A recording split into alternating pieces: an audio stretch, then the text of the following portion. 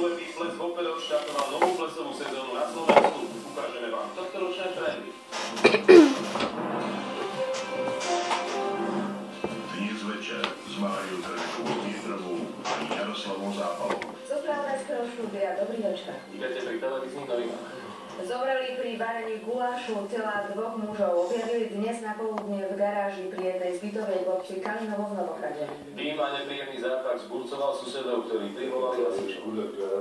Zrejme si chceli uvariť mäso. Namiesto toho našli 27-ročný Peter a 45-ročný Roman v garáži svoju smrť. Je to veľké nešťastie.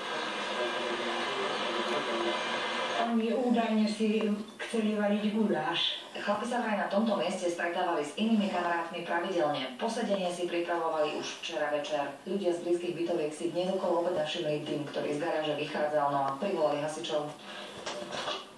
V garáži boli nájdené dve usmrtené osoby. 45-ročný Roman bol podľa susedky dobrý chlap. On sa veľmi dobre správal ku mne. Ako teraz spolčáky utiahnutý. Celá garáž bola zadimená, hrniec s mäsom poriadne prihoral. Aj niekoľko hodín po zásahu hasičov bol v okolí cítiť nepríjemný zápach. Boli nájdené známky horenia, na miesto udalosti bola vyslaná expertízna skupina z krajského riaditeľstva, ktorá sa zaoberá príčinami vzniku požiaru.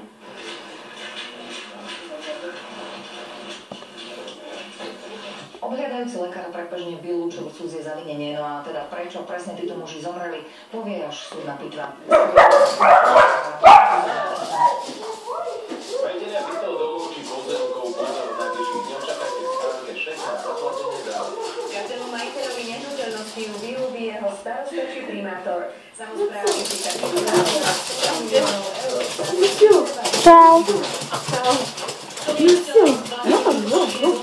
automaticky. Kto ju za posledný rok len kúpil či zdedil, musí vyplniť a podať priznanie. Táto povinnosť treba si splniť do 31. januára tohto roka. Keďže 31. januára je nedeľa, tak je možné daňové priznanie k dani z nehnuteľnosti podať aj v pondelok 1. februára 2016.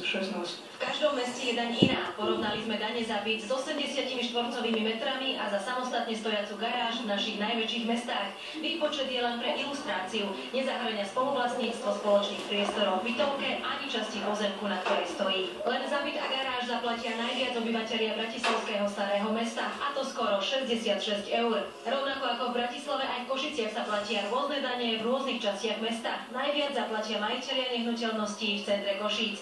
V ostatných veľkých slovenských mestách za byt a garáž zaplatia ich majitelia od 31 eur v Žiline do 404 eur v Trnave. Istý výpočet na mieru dostane každý do schránky. Treba ísť, ten si prevziať, pozrieť si ho a jednoducho zaplatiť. Peniaze poputujú do obecných